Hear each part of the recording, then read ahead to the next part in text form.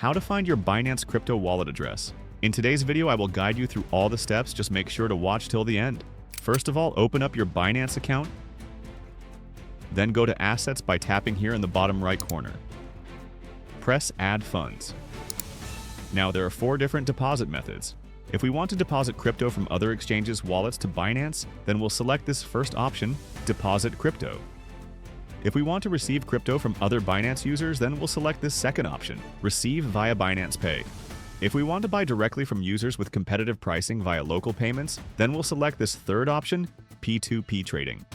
And the last, if we want to deposit US dollars via Swift, Card, Apple Pay, Google Pay, then we'll select this last and fourth option, Deposit USD.